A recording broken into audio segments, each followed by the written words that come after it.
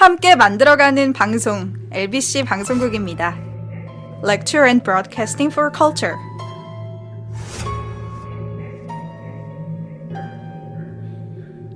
고대 그리스의 도시국가 중 하나인 코린토스. 어느 날 이 코린토스가 축제 분위기로 들떠 있었습니다. 바로 코린토스의 왕 크레온의 딸 글라우케가 결혼을 앞뒀기 때문이었죠. 글라우케 공주의 결혼 상대는 아르고스호의 모험을 이끈 이아손. 영웅과 공주의 아름다운 한 쌍의 결합을 앞둔 모든 코린스의 주민들은 진심으로 그들을 축복했습니다. 단 한 사람, 이아손의 부인 메데이아를 제외하고 말이죠. 오늘은 그리스 신화의 대표적인 악녀 메데이아에 대해 알아보겠습니다.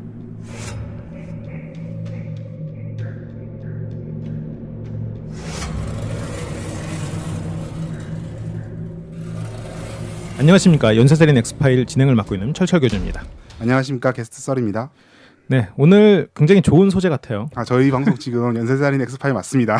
네, 연쇄살인 엑스파일 맞고 외대에 딴 거 아니야? 라고 가시는 분 아닙니다. 연쇄살인 엑스파일 맞아요. 오늘 연쇄살인범은 신화에서 저희가 발굴, 탐색 등을 했습니다. 제가 한 어느 정도 이제 한 어느 기간 정도 이제 소장님께 교주님께 계속 소재가 없다.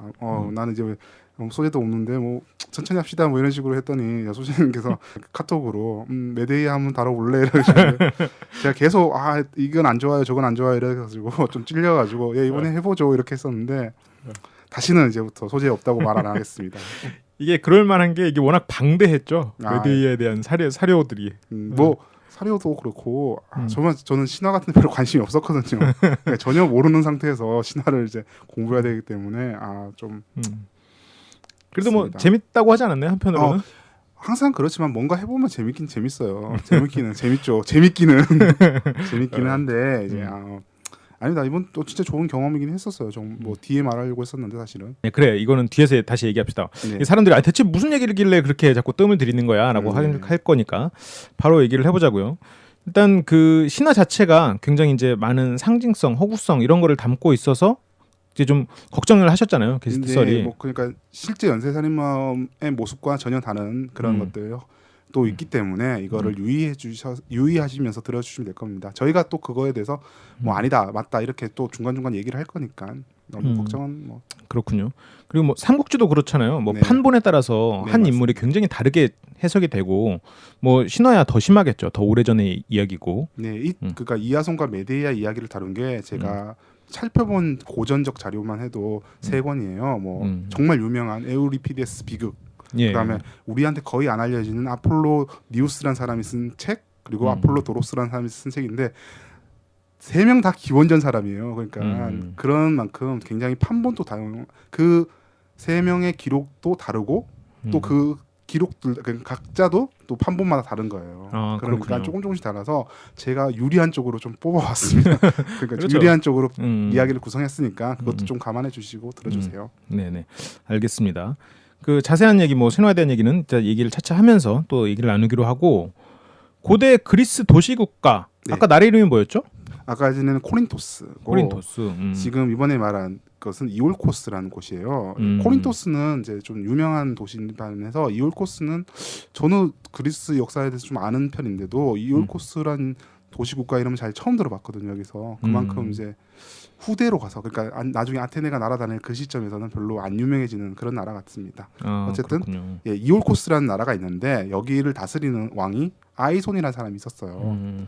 아까 이아손하고 이제 헷갈릴 수 있는데 다른 사람이잖아요. 네. 일단 이올코스의 왕 아이손에서부터 출발을 하는군요. 네, 아이손에게는 아버지가 다른 형제인 펠리아스라는 사람이 있었어요. 근데 이제 이 사람이 펠리아스가 아이손을 뭐 쫓아냈든지 아니면 아이손이 펠리아스에게 왕위를 양보했든지 해서 어쨌든 펠리아스가 왕이 됩니다.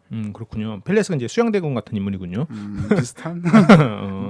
펠리아스가 좀 더 좀 과감하고 결단성이 있는 사람이긴 했어요. 아이손에 비해서는. 근데 이 아이손한테 아들이 있었습니다. 그게 바로 이아손이었던 거죠. 그렇군요. 네. 그러니까 이아손이 이제 아들이 장성을 합니다. 커서 이제 성인이 돼요. 그래서 뭐 이올코스에 온다고 합니다.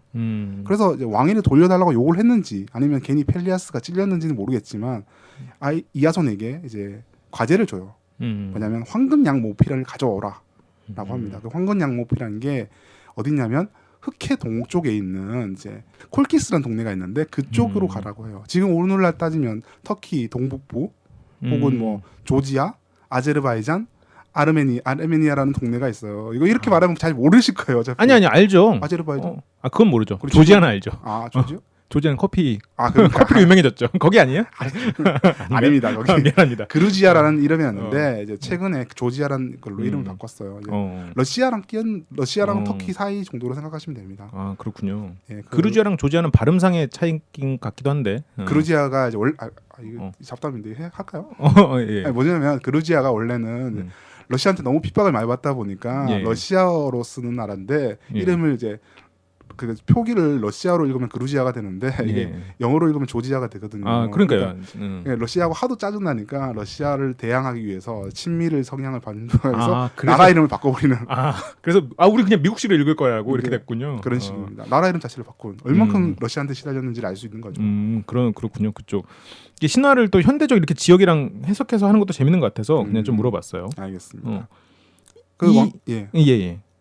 이 황금 양모피를 찾기 위해서 이야손이 이제 동료들을 데리고 이제 출발합니다. 이게 바로 이제 아르고스호의 모험이라는 신화의 한 그리스 신화에서 대단히 흥미로운 부분이기도 하죠. 그리스 신화에서 가장 많은 어드벤처를 담고 있는 구간이죠. 네, 그렇죠. 이 아르고스호 모험에 그러니까 이 호에 탄 인물 중에 가장 유명한 사람이 헤라클레스 맞나요? 맞습니다. 저는 이제 헤라클레스 관련된 거를 좀 그걸 찾아보다가 이 아르고스호의 모험에 대해서 좀 들었었거든요. 그게 이제 여기서 등장하는군요. 네, 헤라클레스. 그리고 또 한 명 유명한 사람, 소장님도 들어보면 알 수. 청취자 여러분도 들으면 알만한 사람이 오르페우스. 오르페우스. 근데 솔직히 오르페우스가 뭘 하는지 몰라요. 뭘 하는지 모르고 그냥 이름 정도만 들어보고 하도 게임이 많이 나오니까. 어쨌든 이런 영웅들이 대거 참가해서 이제 황금 양모피를 찾으러 콜키스로 갑니다. 뭐 중간에 뭐 상당히 뭐 많은 모험 내용이 있는데 저희하고는 전혀 상관없기 때문에 다 빼버리고 어찌저찌해서 그냥 콜키스 도착을 해요. 근데 그곳을 다스리던 아이에테스라는 왕이 있었습니다. 그래서 이하손이 황금 양모피를 주세요 이러니까 아이에테스가 그러면 내가 내는 숙제 2개를 해결해라. 그러면 과제를 2개를 해결하면 주겠다 이런 식으로 합니다. 이 신화에서 이렇게 하니까 RPG 게임에 그렇게 과제들이 많은 거야. 이거 하나 하려고 하면 이제 또 NPC들이 이것도 좀 해줘. 이게 별 뻔뻔하단 말이야 사람들이. 아무튼 메인 퀘스트에 서브 퀘스트. 서브 퀘스트들이 너무 많이 번져나가요. 이건 그나마 메인 퀘스트라고 할 수 있을 만한 내용이니까. 알겠습니다. 근데 이때 아이에테스 왕의 딸이 한 명 있었어요. 그게 바로 메데이아라는 겁니다. 오늘의 이제 주인공이죠. 그렇죠. 메데이아가 이하손에게 한눈에 반해서 아버지를 배신하고 이하손을 도와주기 시작합니다. 그래서 2 과제를 해결하는데 도와준 거죠. 호동 왕자가 떠오르네요. 그렇죠. 호동 왕자, 낭랑공주. 그 신화. 그러니까 어느 신화라는 게 비슷비슷한 얘기들이 많잖아요. 그렇죠.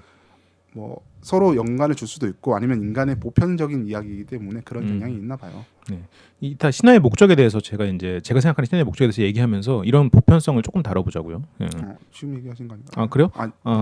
그 신화라는 게 보편적 감성을 다룰 수밖에 없는 게 여러 가지 이들이 있지만 우리의 과거를 담은 얘기일 수도 있고 아니면 사람들한테 이렇게 살지 말아라. 야, 너 그렇게 질투에 미쳐서 살지 마. 이렇게 할 수는 없잖아요. 그럼 산대 안 들어. 무슨 말인지도 몰라. 그러니까 질투에 미쳤던 사람이 파멸의 과정을 보여주면서 재미도 있고 겁도 먹고 그러니까 인간 일탈에 대한 공포심을 심어주는 거죠. 은근히 신화가 약간 그런 역할이 있거든요. 그래서 이제 여러 가지 인간이 지켜야 될 보편적 감성을 담는 것 같아요.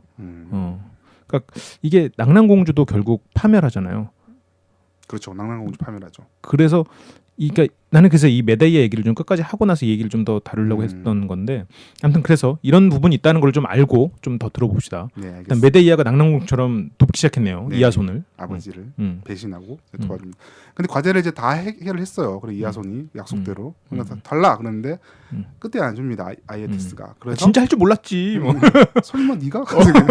너 같은 찌질이가? 이런 식이었는데 결국 그래서 이하손을 도와서 황금 양모피를 훔칩니다. 메데이아가. 그래서 이하손과 함께 나라를 떠나서 도망치기 시작하는 거죠. 이때 메데이아가 이제 이럽니다. 상당히 마법을 잘 쓰고 마법에 능숙한 여인이라는데 뭐 마법이란 게 우리처럼 뭐 파이어 뭐 이렇게 하는 게 아니라 뭐 비약을 쓴다는 이런 이미지로 돼 있어요. 그런 식으로. 그러니까 뭐 독약 뭐 이런 걸 만들거나 아니면 뭐 그렇죠. 약물을 뭐 제조하고 부활의 약 뭐 이런 것들 이런 시스템 쓰는 그런 걸로 나옵니다. 똑똑한 전문직 여성이었네요. 그렇죠. 지금 봐도. 그러니까 도주를 하잖아요. 바다에 배를 타고 도망가는데 이제 아이에테스 왕이 추격을 합니다. 추격군을 보내는데 이 과정에서 이 추격군을 따돌리기 위해서 메데이아가 배다른 남동생이라고 하는 데도 있고 오빠라고 하는 경우도 있고 어쨌든 배다른 형제 남자 형제인 압시르토스란 사람이 있어요.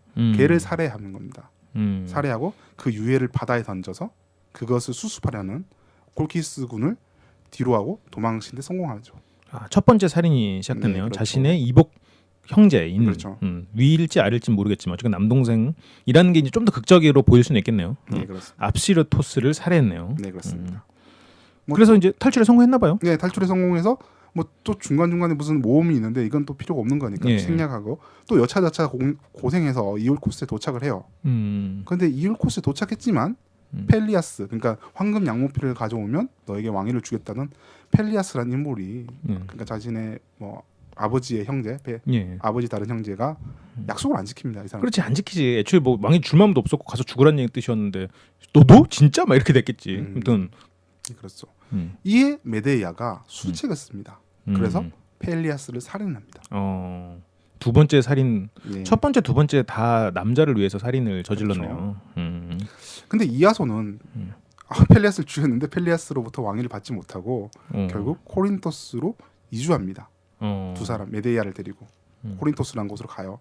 이게 추방이라는 견해도 있고 뭐 다른 견해도 있는데 그냥 보통 일반적인 신화에서는 추방이라고 합니다. 이 펠리아스의 아들이 그 메데이아와 이아손을 추방했다 이런 식으로 얘기를 해요.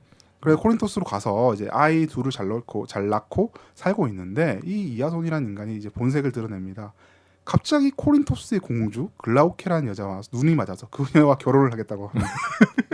그렇군요. 이게 이제 아까 오프닝에서 말했던 부분이군요. 그래서 글라우케의 아버지이자 코린토스의 왕이 바로 이제 크레온이라는 사람인데 이 보니까 이제 메데이아가 그때만 해도 성격이 더럽다 이런 식으로 소문이 나 있었던 여자거든요. 그러니까 자신의 딸의 안전을 위해서 메데이아를 추방시키려고 합니다. 추방 직전에 이제 추방 직전에 놓인 메데이아는 이제 때마침 또 이게 중요해요. 때마침 지나가던 아테네의 왕 아이게우스라는 사람이 있는데 그 사람에게 자신의 신변을 보호해줄 것을 요청합니다. 그러니까 계획을 세운 거죠. 그리고 메데이아는 술책을 써서 글라우케와 클레온을 살해합니다. 다시 글라우케가 크레온이 누군지 다시 하면 크레온은 그 지역의 왕이고 글라우케는 그 왕의 딸이죠. 딸이자 이제 이아손이 새로 결혼하려는 여자. 연적이죠, 연적. 그렇죠. 살해하고 중요한 게 이거예요. 그리고 자신의 두 아이를 살해합니다. 그렇군요. 그리고 이제 쫓아온 이아손을 따돌리고 아테네 아이게우스 왕한테 갑니다. 그리고 함께 지내다가 이제 아이게우스 왕의 숨겨진 아들인 테세우스가 오자 테세우스가 또 아이게우스의 또 아들이군요. 오자 아버지를 찾아오자 그를 암살하려고 하다가 실패하고 결국 추방당합니다. 뭐 그 뒷 이야기는 근데 이 여자는 결말이 좋아요. 문제가 그래요? 결말이 행복하게 잘 살았다라는 결말이라서. 그래요? 그래서 어떻게 됩니까? 이게 제가 안 썼는데 이제 자기 나라로 돌아가서 아버지가 자신의 친아버지가 그 어떤 정적한테 쫓겨서 왕위에서 쫓겨난 상태인데 아버지를 도와서 아버지를 다시 왕위에 복위시키고 함께 행복하게 살았다 이런 내용이 있어요. 그렇군요. 다행이네요. 이거 지금 세상에 알려진 그 메데이아 악녀라는 이미지랑은 약간 좀 다른 스토리가 있네요. 확실히 이렇게 하나하나 따져보니까. 그러니까 내가 평소에 알던 메데이아 연쇄살인, 그러니까 연쇄살인이라고 생각하지 않았지만 많은 사람을 죽이고 그리고 인정 사정 없던, 그러니까 딱 그 모든 그 악행의 근원이 약간 이런 이미지였는데 지금 게스트설이 들려준 스토리를 들으니까 뭔가 다른 사람이 더 나쁜 게 아닌가라는 생각이 약간 좀 들긴 하네요. 이러면 안 되는데. 그러니까 이러면 안 되는데. 아주 나쁜 여자인데 우리가 나쁜 여자지 아니다 이런 식으로 거듭줘야 되는데. 아니구나. 알겠습니다. 그냥 뭐 이런 식, 그러니까 소장님이 말씀하셨던 그런 시각은 현대 작가나 뭐 근현대적 작가들한테는 굉장히 많았어요, 사실. 그렇군요. 굉장히 뭐 메데이아 시각에서 본 뭐 이야기 뭐 이런 식으로 많다고 합니다. 저도 다 읽어보진 않았는데 보니까 그런 유의 이야기들이 많아요. 이거 얘기해보죠 이제부터. 메데이아가 예. 어떤 여자였는지 그리고 그녀를 여성 연쇄살인범 혹은 여성 살인범으로서의 메데이아를 우리가 한번 분석을 해보도록 하겠습니다. 예, 그러죠. 일단 메데이아는 어떤 여인이었는가부터 다시 들어가 보자고요. 어떤 여인 같나요? 일단 우리가 생각하는 그냥 기본적인 상징적 이미지를 떠올리면 전통적인 악녀로서의 그런 메데이아, 그런 인물이다라는 그렇죠. 생각이 들죠. 세 가지 중대한 범죄를 저질렀죠. 그렇죠. 아버지를 배신하고 자신의 친동생 배다른 형제를 살해한 점, 그리고 친아들을 살해한 점. 그 다음에 의붓아들이자 영웅인 테세우스를 살해하려고 한 죄. 이 세 가지. 근데 이 세 가지 같은 거 보면 좀 웃긴 게 다 남성 가부장적 사회에서 이제 가부장적 질서를 깨부시려는 그런 모습, 깨부신다든지 깨부시려는 이런 모습이잖아요. 그렇죠. 그런 의미에서 전통적인 악녀가 아니었는가. 네.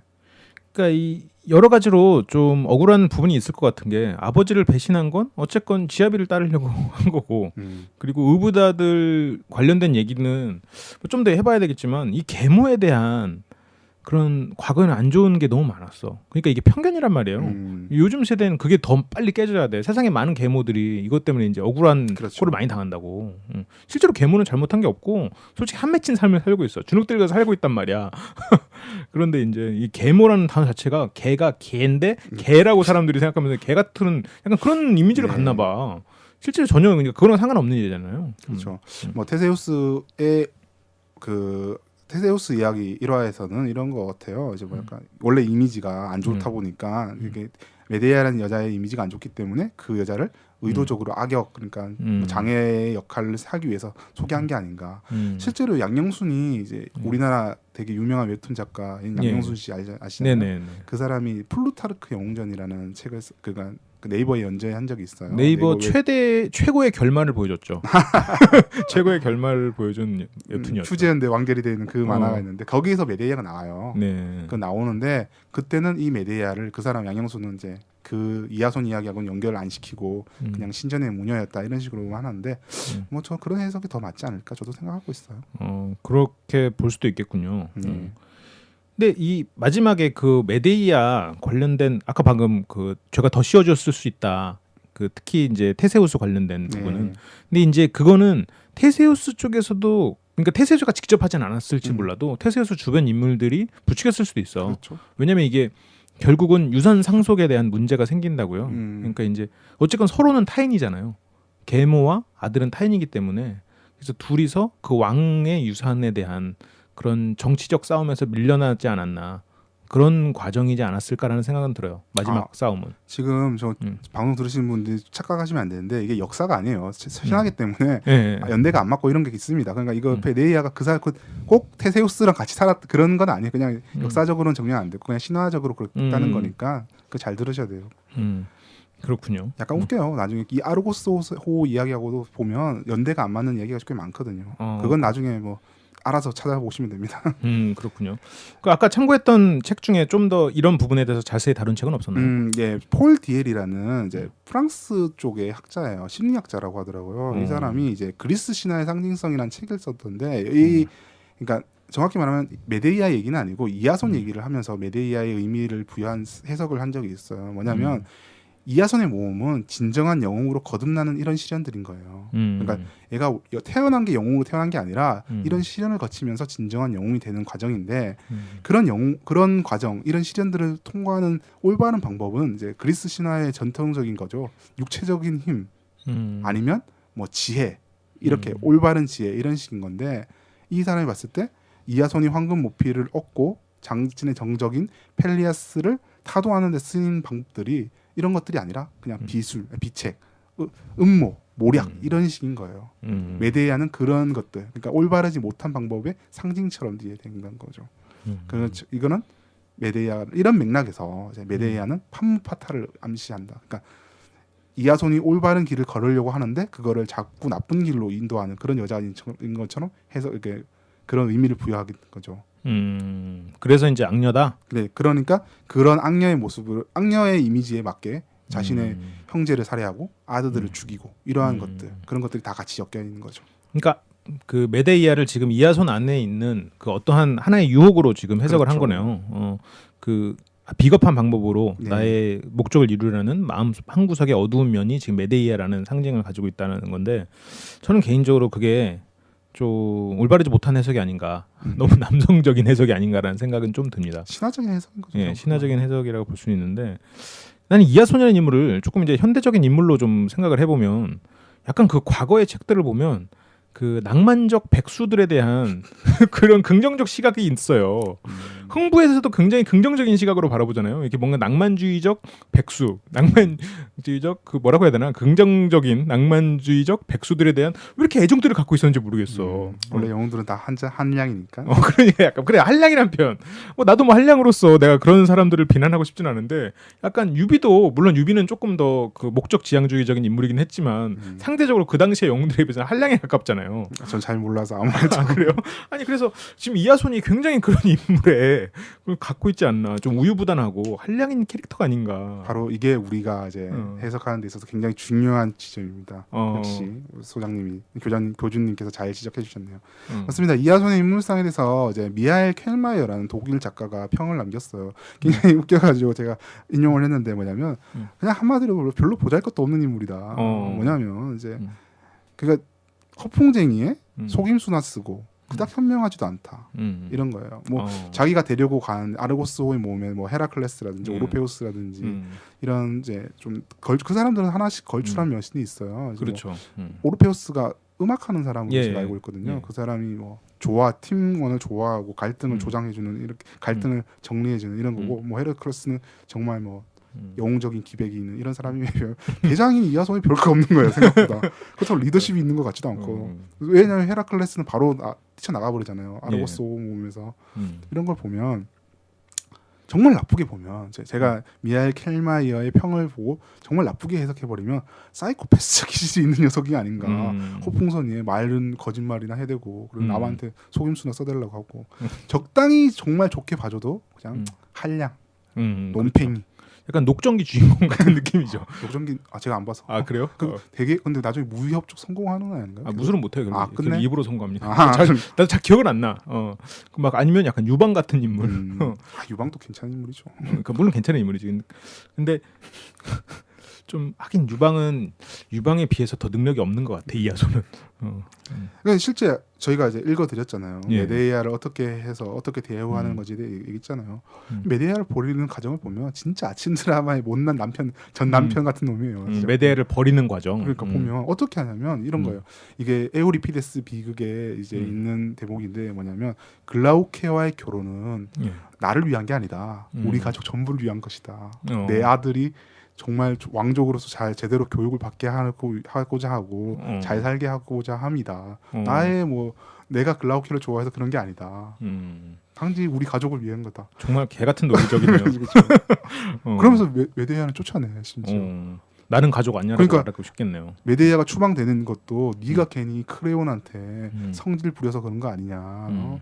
내 말 잘 듣고 있었으면 그래도 먼 발치에서나마 아들을 지켜보는 그런 삶을 살 수 있었을 텐데 이딴 소리는 하는 정말 이제 진정한 논팽이 한량 아침 드라마에서 싸다고 맞아야 될 그런 남자인가요? 그러니까 김치 싸다고 한번 맞아야겠네. 그렇죠. 보셨구나. 그 짤방만. 김치 싸다고 짤방 보는데 내 뺨이 아프더라고. 아무튼 그렇군요. 진짜 이하손 말만 들었을 땐 정말 뻔뻔하게 그지없네요. 네, 그렇죠. 그런데 이걸 보면 이런 거예요. 신화 속에서도 이런 걸 좀 암시를 하고 있는 게 뭐냐면 신화 속에서도 왜 아까 전에 말씀드렸지만 메데이아는 굉장히 괜찮은 여성이었어요. 왕족에다가 이하손도 왕족이지만 쟤는 제대로 인정 못 받은 왕족이고 메데이아는 정말 왕족이잖아요. 공주였잖아요. 게다가 굉장히 지혜롭고 비약 같은 이게 특수한 스킬도 갖고 있는 그런 사람이었단 말이에요. 그런 사람이 왜 이하손에게 빠졌느냐 이거를 설명을 못하니까 할 수 없어서 무슨 소리를 하냐면 아프로디테가 화를 쐈다. 이런 식으로 설명한 거죠. 그런 사랑에 빠지는 장면이 있죠. 최근에 많이 유행했던 영화 속에 그런 장면이 있습니다. 엘사 여동생이 사랑에 빠지는 장면이. 제가 그 영화 안 봐가지고. 그래요? 겨울왕국 맞나? 겨울왕국에서 여동생이 타지에 사는 왕자, 약간 서열이 밀려있는 그 왕자한테 빠집니다. 그 장면도 약간 이런 느낌이에요. 순진한 왕족 공주가 몰락한 왕자인데, 몰락한 건 아니고 어쨌건 별 볼 일 없는 왕자인데 그 번지르함 그리고 말도 잘하고 그리고 주변에 친구들도 든든해. 막 약간 이런 그런 거에 또 한번 빠지면 또 이렇게 또 순진한 여성이 맹목적이거든 또 그렇죠. 자기가 바라는 게 그러니까 내가 가진 게 없으면 이 사람이 뭔가를 바라잖아요. 근데 내가 가진 게 많은 사람은 그런 거 필요 없잖아. 그러니까 정말 사랑만 보는 거야. 이 사람이 몰락해도 오히려 더 돌진적이 되는 거지. 아무튼 그런 장면이 또 떠오르네요. 그렇군요. 아 그러니까 결국 이거는 소장님의 이제 교주님의 이제 해석과 이런 것들을 그 종합해 보면 결국 똑똑하고 능력 있는 메데이아가 이상한 논팽이한테 낚여서 불행한 여인이라는 이런 가정을 우리가 세울 수가 있죠. 그렇죠. 그게 또 이제 잘 맞아요. 저희들이 이제 앞으로 할 얘기들하고 잘 맞는 가정이에요, 사실. 그렇군요. 약간 흥부도 떠오르고. 뭐 흥부까지야. 난 개인적으로 흥부도 약간 사이코패스가 아니었을까 생각을 좀 하거든요. 아니 사이코패스를 너무 이제 이렇게 확대 해석하면 안 되기 때문에. 그렇죠. 맞아. 그건 좀 조심해야 되죠. 네. 자 이제 저희가 얘기할 것부터는 이제 살인 사건을 좀 구분해 볼게요. 첫 번째. 연쇄살인은 압시르토스 그러니까 배다른 형제인 압시르토스를 살인하고 펠리아스를 죽이는 것까지 그리고 두 번째 자식들과 연적을 살해하는 이 장면은 또 다른 논리로 좀 서로 설명해 보겠습니다. 처음에 이제 자기 이제 배다른 형제 압시르토스 그리고 펠리아스 같은 경우에는 자기의 남편이었던 이아손을 쫓아낸 그때 왕이었죠. 수양대군 같은 인물 그 두 사람을 살인한 것까지 한번 따라가 봅시다. 네. 이아손을 따라 나선 당시 메데이아의 상태를 좀 한번 생각해 보자고요. 우리가 어떤 하면 자신이 속해 있던 사회는 아버지 중심의 사회였을 거예요. 그 아버지 중심의 사회를 이탈한 상태. 그러면 원래 그 사회가 공유하고 있던 가치관이라든지 이러한 뭐 윤리체계 같은 게 사실상 붕괴돼 버린 이제 혼란스러운 상태였을 거라고 생각할 수도 있죠. 우리가 짐작할 수 있을까요? 보통 이런 상태에서는 여성들은 종종 연인들에게 절대적으로 의존하는 경향이 강해집니다. 아까 소장님께서 말씀하셨던 교수님께서 그렇죠. 말씀하셨던 그런 상태인 거죠. 이게 뭐 여성의 본성이냐 아니냐 뭐 이거는 솔직히 전 잘 모르겠어요. 그냥 아니고 그냥 사회적 영향력의 결과인 것 같아요. 제가 봤을 때는. 그렇죠. 그러니까 남성 가부장 사회가 심하면 심할수록 여성들이 이런 경향을 많이 보입니다. 그리고 그거를 여성의 본성이다 이렇게 막 홍보하는데 만약 여성 중심의 사회에서는 어땠을까라는 생각을 해보면 좀 다를 거라고 같겠는데 모르겠어요. 사례를 못 봐서. 그러니까 이게 비슷한 예로 가까운 예로 그냥 하면 직장을 다니던 여성이 남자가 결혼하면서 이제 뭐 그 집에서 애를 봐 누가 한 사람만 벌면 되지 그래서 결혼한 거야. 그래서 집에서 일을 하고 있는데 남자가 자꾸 회식하고 집에 안 돌아오니까 여자가 점점 더 남자한테만 집착하게 되죠. 그럼 남자 입장에서 그게 힘들어지고 그러면서 이제 가정이 서로가 싸움이 계속되는 그런 경우에 이제 부부들이 나한테 상담을 많이 하거든요. 아, 그런가요? 그게 바로 그런 케이스라고. 여자는 집에 처음에 자기가 가진 걸 다 잃어버렸잖아. 그러면서 이 남자를 선택했잖아요. 근데 그 하나의 포커스가 맞춰져 있는데 이 남자는 자기 생활이 그대로 있잖아. 그러다 보니까 왜 이 여자가 변했지? 집착하지? 여자 입장에서 난 너만 바라봤는데 어떻게 나한테 이렇게 소홀할 수 있어? 이렇게 돼서 충돌이 나는 거라고. 이게 약간 더 큰일이지 이거는. 이 여자는 완전 다 버리고 왔는데. 그리고 중요한 거는 그 남자가 이제 소장님이 성남의 남자가 그래도 그냥 일반 보통 남자잖아요. 그냥 건실하고 뭐 약간 뭐 삐대기는 하겠지만 그래도 건실한 남자인데 이하선은 최고의 논팽이가 그러니까 그게 양아치. 이게 뭐냐면 이런 거예요. 그러니까 정말 범죄자 비슷한 그러니까 막 강도짓하고 이런 애들 그러니까 전과도 있고 이런 질 나쁜 남자한테 걸린 여자들의 모습을 이제 그 메데이아가 반영을 하고 있는 거죠. 이거를 이런 식으로 생각해서 한번 해석을 해보면 이런 거예요. 배다른 형제의 살인이에요. 어쨌든 그 얘기부터 할게요. 이게 다양한 반복이 있어요. 어쩌면 우유부단한 이하손을 대신해서 자신을 추격하는 이제 압시르토스를 메데이아가 직접 살해했다라는 판본이 있고 또 하나는 아르고스호를 탈출하기 전에 이미 메데이아와 이하손의 동료들이 어린 남동생 압시르토스를 유괴한 다음에 추격하는 콜키스군을 따돌리기 위해서 잔혹하게 살해했다. 이때는 뭐 토막살인을 했다고 나와 있습니다. 세 번째는 이하손이 부추겨서 메데이아가 살인을 했다. 네 번째는 이하손과 메데이아가 함께 압시르토스를 유인해서 이하손이 살해했다. 이런 버전이 있어요. 뭐 첫 번째, 두 번째는 사실 악녀 메데이아의 이미지에 맞게끔 전개된 이야기고 우리가 주목해야 될 얘기는 세 번째, 네 번째인 거예요. 그러니까 이하손이 부추겨서 메데이아를 살해했다. 이하손이 부추겨서 메데이아가 압시르토스를 살해했다. 하고 이하손과 메데이아가 유인해서 압시르토스를 이하손이 살해했다. 이런 얘기인가요? 알겠습니다. 근데 이게 나는 아까 떠올린 내가 그런 상황의 이미지는 내가 잘 몰라서 그런 건지 모르겠는데 그냥 막 추격을 벌이고 있고 그 추격 뭐 선봉 뭐 이런데 이제 압시르토스가 있는 거야. 그래갖고 이제 뭐 활 같은 걸로 맞춰갖고 딱 쓰러뜨린 다음 그 시체를 이제 뭐 분해를 했든 아니면 어쨌든 그쪽에다 버리고 왕이 그걸 이제 슬퍼하고 이제 수습하는 동안 도망갔다 이렇게 생각을 했거든요. 네. 근데 이제 이걸 보니까 좀 다양한 상황들이 있네요. 그러니까 어떤 거냐면 이런 거예요. 기본적인 상황은 이제 이런 거예요.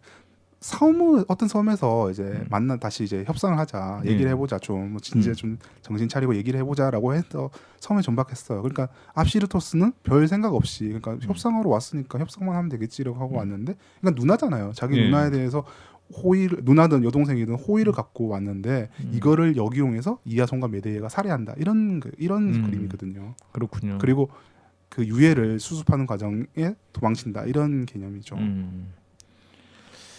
이하손 입장에서 뭐 이쪽 가족이 죽든 말든 상관없지. 일단 내 목숨이 우선이고 가면 왕위가 기다리고 있는데 그런 면에서 이 메데이아를 부추겼을 가능성이 있지 않을까라는 생각이 들긴 되네요.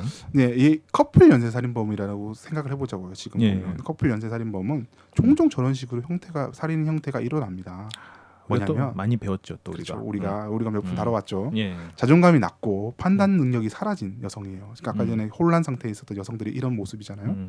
그런 자신이 의존하고 있는 남성의 지시에 따라서 터무니없는 행동을 저지르고 있다는 거죠. 뭐 가까운 사례는 우리가 들었던 폴 베르나르도 칼라 호물카. 물론 칼라 호물카를 변호해 주려는 의도는 아닌데 칼라 호물카도 그런 경향성을 보이긴 했었어요. 그리고 슈테판 하르트보트라는 이제 독일인지 오스트리아인지는 잘 모르겠는데 어쨌든 그쪽 독일어권에서 활동하고 있는 프로파일러가 있는데 이 사람이 소개한 카티아 괴링이라는 여자가 있습니다. 아, 여자요? 카티아 괴링. 뭐냐면 3인조 강도의 한 명이었어요. 이 여자는 그냥 성매매를 하던 그런 여성이었는데 그 그 토마스라는 이제 좀 자신을 알아주고 위로해주는 그리고 폭력을 자신에게 휘두르지 않는 그런 남자를 말게 된 거예요. 근데 이 사람이 전과자인가요? 강도짓하고 이런 사람인 거예요. 그러다 보니까 이 사람의 말에 따라서 범죄를 막 계속 저지릅니다. 범죄를 계속 지르다 보면 이 남자의 명령에 따라서 나중에는 이 여자가 더 적극적으로 범죄를 하게 돼요. 어떤 경험이 있었냐면 한 여자를 세 사람이 납치를 해요. 납치를 해서 막 그 여자하고 뭐 너 안전하게 보내주겠다. 카티아 게링이 보내주겠다 하면서 나중에 이 여자를 가둬놓고 회의할 때 죽여야 한다. 이렇게 한 거예요. 먼저 죽여야. 뭐 그건 먼저라고는 얘기는 안 했는데 카티아 게링이 거기에 대해서 전혀 반대를 하지 않는 거죠. 나중에 자기도 막 손을 잡고 그 손을 잡고 막 울면서 뭐 그래 당신이 아픈 거 안다 이렇게 하면서도 결국 죽이는 데 대해서는 동조하고 따르는 이런 모습을 보여줍니다. 그렇군요. 근데 뭐 그 말을 들으면 이하손 입장에서 조금 억울한 구석은 있을 것 같아요. 나를 그 연쇄살인 집단에 비교하다니 게스트설 너무하는 거 아니냐고 할 수는 있겠지만 그 심리적인 발현은 이거랑 비슷한 구석이 확실히 연관지어 생각할 부분이 있는 것 같네요. 네, 그렇습니다. 그렇게 해석하자고 했으니까 연쇄살인범으로 해석하자고 했으니까 이렇게 하는 거죠. 뭐. 근데 지금 너무 메데이아를 변호하는 입장으로 생각이 되나 자꾸. 아니요, 방금 이하손 변호하신 거 아닌가요? 하긴 그래도 그래 아무튼 계속 얘기해 봅시다. 그러면 최초의 범죄 이후 여성은 경우는 남성에게 더욱더 의존적이게 되면서 더욱더 사회의 윤리나 가치관과 어긋난 행동들을 하기 시작하는 거죠. 아까 전에 말씀 카티아 게링이 점점 범죄를 더 잔혹하게 진다든지 그리고 나중에 칼라 호물커 같은 경우도 그랬잖아요. 자기 말로는 첫 번째 사건에는 자기는 몰랐다. 그러니까 두 번째 사건이죠. 자기 여동생 살인 말고 첫 번째 여자를 그 폴 베르나르도가 납치해서 살인할 때 자기는 뭐 자기 말로는 이제 나는 가담 안 했다. 그냥 지켜보면 그냥 세상에 이런 식으로만 말하다가 남편이 죽이는 걸 봤을 뿐이다. 이런 식으로 얘기했지만 자기도 인정해요. 두 번째 살인은 자기가 적극적으로 가담했다는 걸 인정합니다. 그렇군요. 그렇죠. 그런 거. 일본 연쇄살인마 그 누구죠? 남자 그 인물도 마스나가 우토시. 네, 그렇죠. 그 인물과 그 여성도 떠오르네요. 네. 그래요. 그런 맥락에서 펠리아스의 살인을 생각해 보자는 거죠. 펠리아스가 왕위를 안 줘요. 그러면 이하손이 열받겠어요? 메데이아가 열받겠어요? 당연히 이하손이 더 열받겠죠. 그쵸. 뭐 그러면서 그러면 자기 능력이 없어. 근데 펠리아스를 죽일 능력이 없는데 펠리아스를 죽일 능력은 메데이아의 마법인 거예요. 메데이아가 마술을 써서 이제 펠리아스를 죽입니다. 그렇군요. 경제적으로 생각해 보면 매몰 비용이란 말이야. 내가 그 지금까지 투자했던 돈이 더 큰 돈을 잃을 걱정을 하면서도 지금까지 투자한 돈이 아까워서 그 판에서 반을 못 빼. 그러니까 그렇게 되는 심리적으로 유약해지고 가치관에 희석돼 버리는 여성들은 내가 지금 잃어버린 가치관 아니면 내가 잃어버린 어떤 것에 대한 것을 알기 때문에 지금 내가 가고 있는 길이 틀리다는 걸 알면서도 매몰 비용을 생각해서 그 길에서 빠져나오지를 못해요. 왜냐면 내가 잃은 게 있으니까. 더 큰 것. 내가 저 남자의 사랑, 저 논팽인 걸 한구석을 알아. 병신이야. 저 새끼는 사이코패스고. 근데 못 빠져나와. 왜냐면 내가 잃어버린 가치관보다 그걸 크다고 생각하지만 자기가 버틸 수 있으니까 이게 좀 그런 생각이 좀 드네요.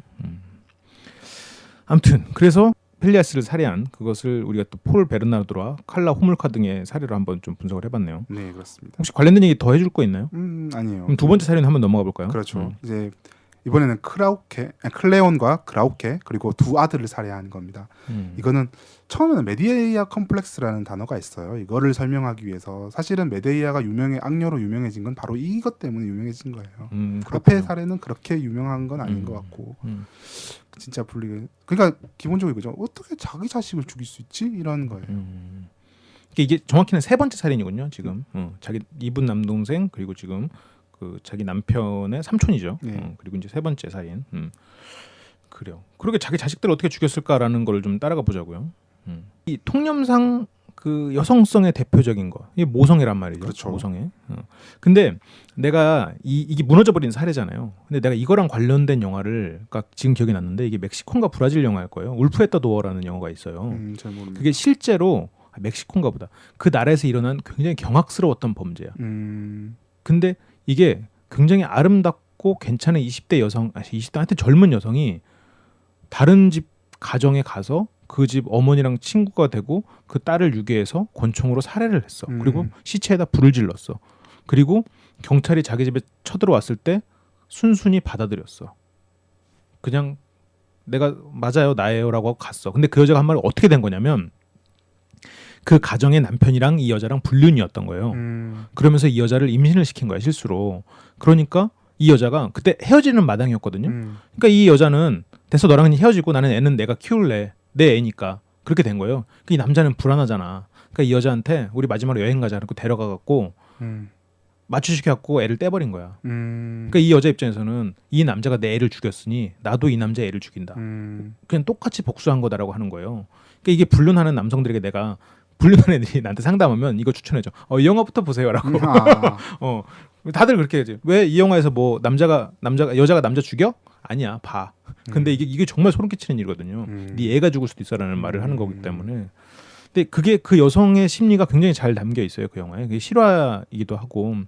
지금 메데이아랑 그거랑 약간 연관시켜서 생각할 수도 있지 않을까. 그렇죠. 비슷한. 그렇다고 그거를 메데이아 제가 메데이아 컴플렉스라고 읽었는데 잘못했네요. 메데이아 신드롬이라고 할 수는 좀 없을 거예요. 왜냐하면 자기 자식을 죽이는 거니까 남의 자식이 아니라 자기. 그렇죠. 같은 맥락이긴 해요. 왜냐하면 어떻게 볼게요. 자, 이제 일단 얘기해 볼게요. 잠깐. 코린토스 왕이 클레온이 원래는 메데이아와 두 아들을 다 추방시키려고 했었어요. 그런데 이아손이 개입을 합니다. 클레온한테 간청을 하는 거죠. 두 아들만은 자신과 글라우케가 함께 키우게 해달라. 그러니까 결국은 메데이아만 추방당하는 걸로 모자가 결별하는 이런 식이 돼버린 거예요. 이거를 좀 잘 해석하면, 그러니까 어쨌든 메데이아는 이아손에 대해서 엄청난 분노를 느낍니다. 그리고 아이들까지 뺏기는 상황이 돼요. 이게 뭐냐면 오늘 현대적으로 해석을 하면 이런 거예요. 남편과 아내가 갈라섰는데 이 아이들을 양육권을 두고 다투는 경우예요. 이게 요즘에는 양육권 네가 가져가라는 싸움으로 되고 있긴 한데 예전까지만 해도 내가 가져가겠다. 이게 기본적인 패배잖아요. 그렇죠.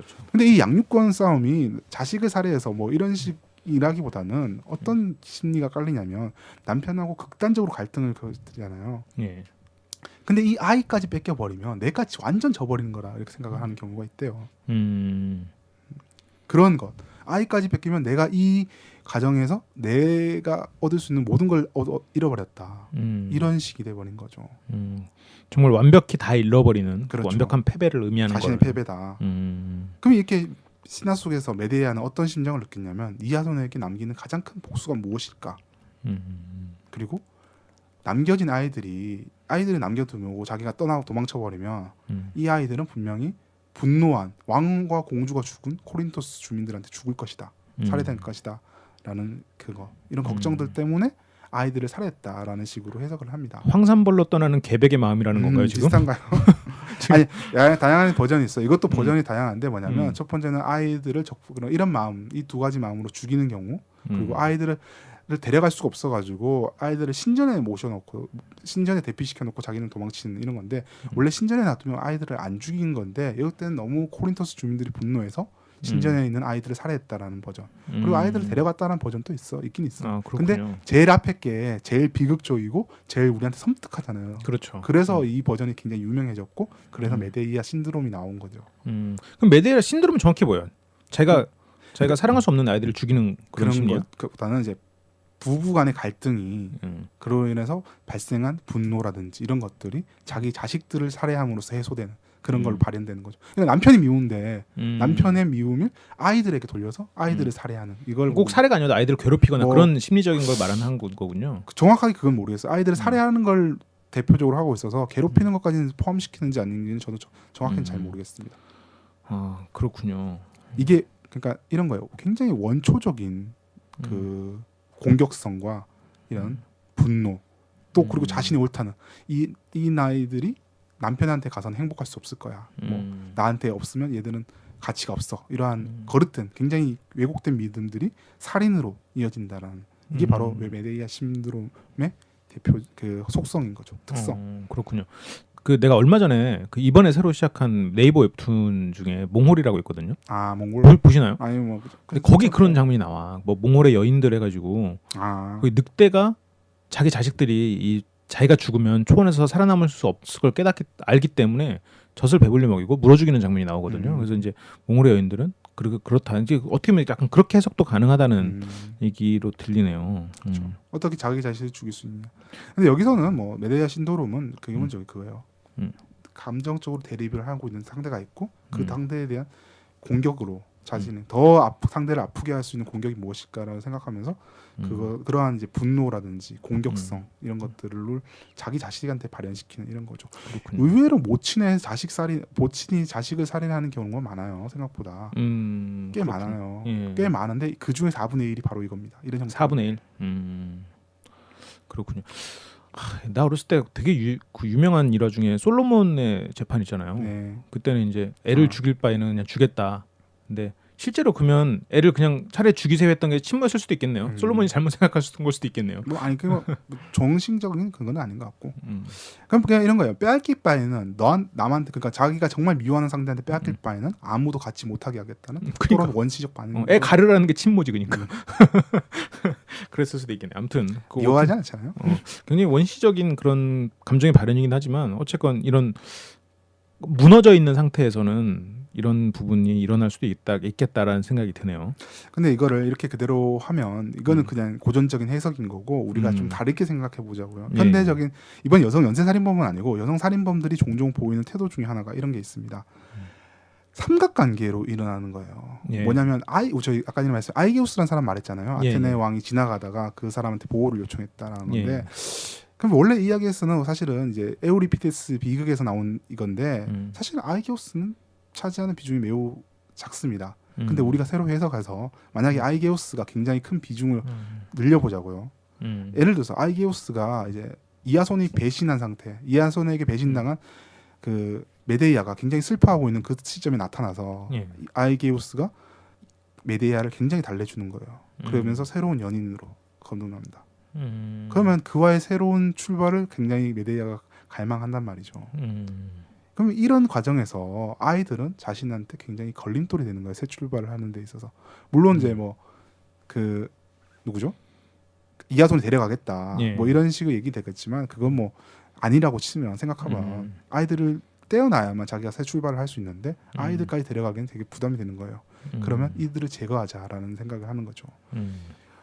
연인과의 새로운 출발을 위해서 자녀를 살해하는 경우는 의외로 또 많습니다. 이것도 생각보다. 굉장히 끔찍한 일이네요. 네. 그러니까 우리가 생각하지 못하는. 그러니까 아까 메데이아 신드롬도 우리가 뭐 저런 게 있어 이렇게 우리 일반적인 시각에서는 이해하지 못했듯이 이거 역시 이거는 메데이아 신드롬은 아니잖아요. 정확히 말하면 그렇죠. 연인과의 출발을 위해서 그런 건데 이런 것도 분명히 현실에 존재하고 있는 하나의 감정인 거예요. 어떤 그 사이코패스가 로버트 헤어라는 이제 사이코패스 연구를 전문적으로 했던 사람이 여성 사이코패스 사례를 들었는 것 중에 하나가 뭐냐면 자신의 애인이 있어요. 새로 전 남편에게서 낳은 아들이 있고 애인이 있는데 애인과 성관계를 갖는데 너무 좋은 거야. 그러니까 근데 애가 계속 방해를 하니까 애를 굉장히 극심하게 살해를 했었던 것 같아요.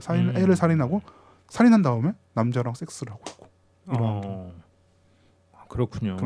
그런 거하고 연관시켜 볼 수도 있다. 그러면 이렇게 되면 메데이아가 굉장히 나쁜 여자인데, 그러니까 별개의 얘기라 생각하고 우리가 해석을 한 거예요. 메데이아 심리를 이때는 어떻고 범죄의 측면에서 이제 해석해 보면 이렇게 되지 않을까.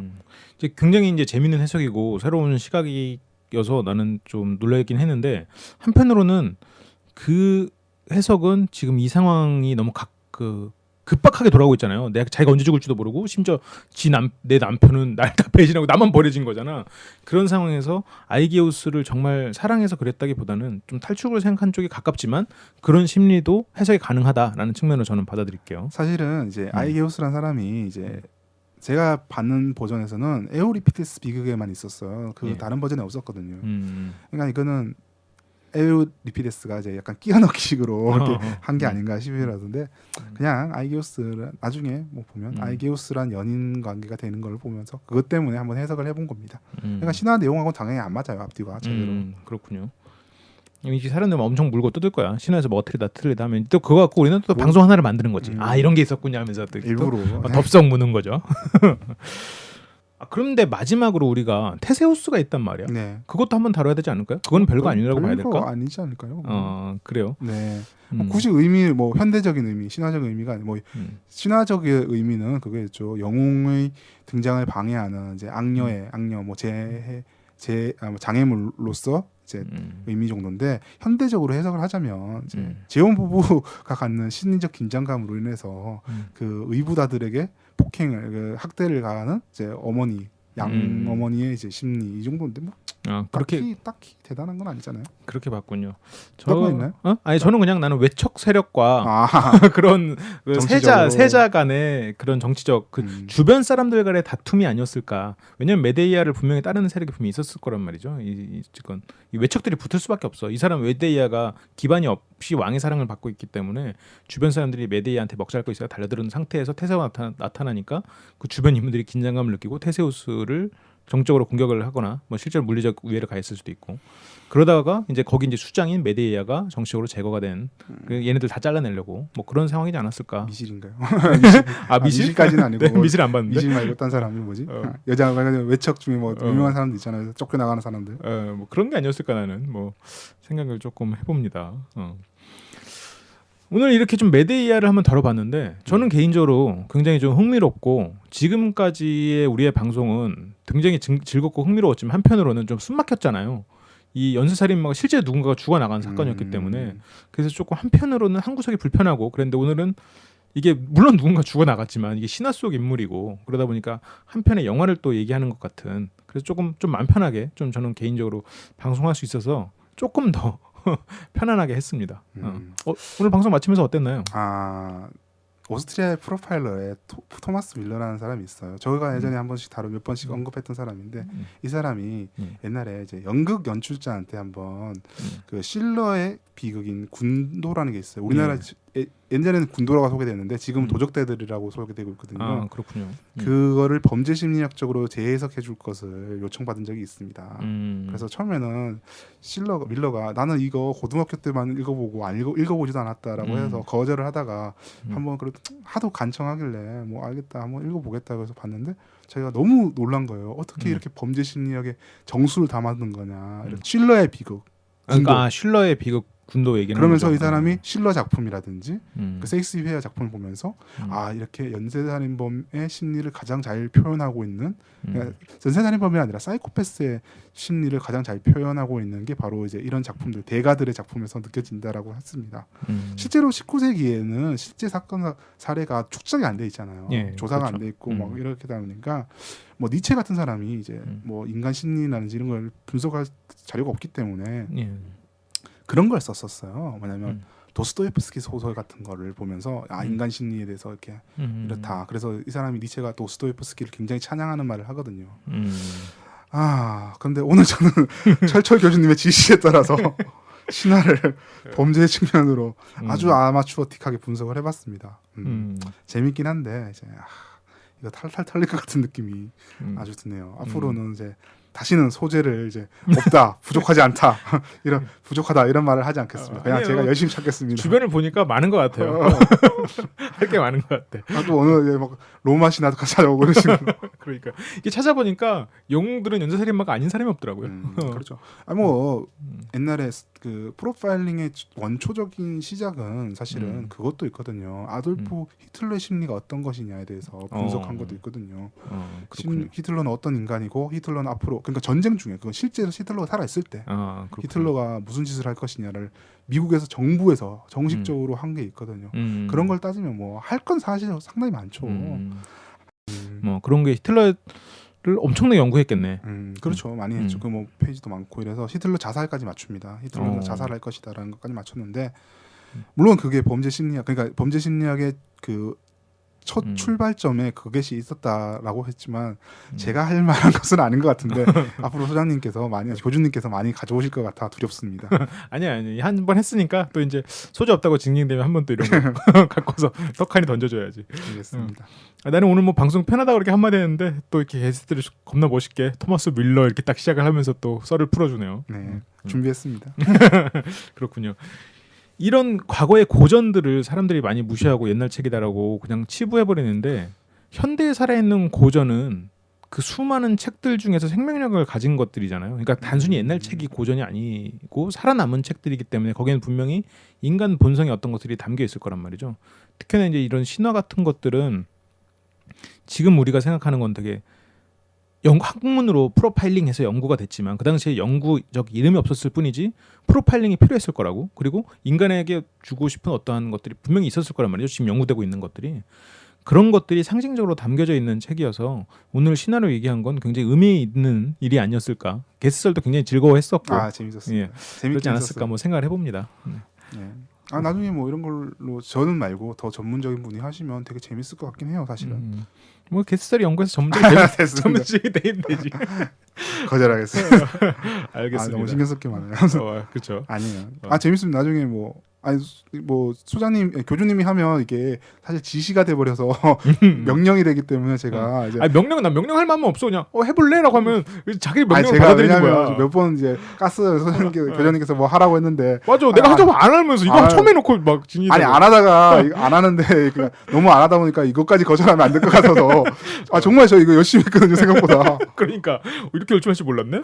했는데. 혹시나 이제 청취자분들 중에서 뭐 이런 것들 다뤄보면 어떻겠냐라고 주시면 또 열심히 해보겠습니다. 그거가 좀 진중히 안 걸을 테니까 얼마든지 해주시기 바랍니다. 그래요. 나한테 술자리에서 개인적으로 징징대겠지. 아유 진짜 이게 누구야 막 아이디 막 부르면서 막. 또 막 이상한 막 동남아 신화 가져와서 동남아 신화. 재밌겠다. 동남아 신화 찾아봐야겠다. 알지도 못해. 동남아 신화는 진짜 아는 게 없네. 그러니까요. 인도나 이런 쪽은 오히려 많이 아는데 인도나 이런 건 차라리 자료라도 있을 것 같은데 동남아 신화 이런 건 아예 없을 것 같아서. 그러네. 동남아 신화 설화 이런 거 하지 마시죠. 소장님은 하지 마시죠. 찾아봐야겠다. 재밌겠다. 제가 이거 때문에 그래서 정말 자료 많이 찾아왔어요. 그러니까 소재를 이제 다음 편은 아니고 다다음 편부터는 제가 소재를 굉장히 많이 찾아놨거든요. 그렇군요. 이거 다시는 이런 걸 막기 위해서. 알겠습니다. 나는 아까 그 세 권의 책 말할 때 난 세 권 그래서 네이버 다음 구글인가? 이랬는데 정말 그 신화 세 권의 다 읽진 않았어요. 그냥 두 권은 되게 짧거든요. 그래서 두 권 읽어봤는데 한 권은 이제 뭐냐면 그 DNA 얘기들이 없었어요. 펠리아스 죽이고 뭐 자기 아들들 죽이는 얘기는 없고 딱 동생 죽이는 얘기까지만 있는 그런 내용이어서 빨리 필요한 대목만 읽고 그냥 딱 그 아르고스 호의 원정이랑 딱 거기 얘기네요. 알겠습니다. 어쨌든 오늘 이렇게 방송을 제가 좀 특별하게 준비해봤는데 좀 즐겁게 들으셨는지 모르겠고 혹시 다음 주에 꼭 가능한가요? 네, 있습니다. 사실 대본에는 없다고 해놨는데 안 되겠다.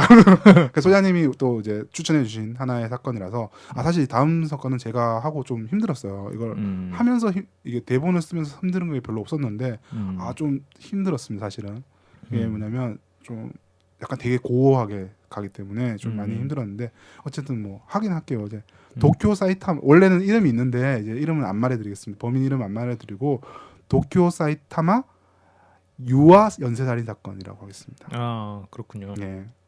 여기 또 중요한 키워드가 하나 있는데 그건 다음 주에 공개하는 걸로 하겠습니다. 이미 유아라는 게 어느 정도 공개됐는 건데. 예, 알겠습니다. 그러면 저희는 또 다음 시간에 다시 돌아오겠습니다. 지금까지 철철교주였습니다. 게스트 썰이었습니다.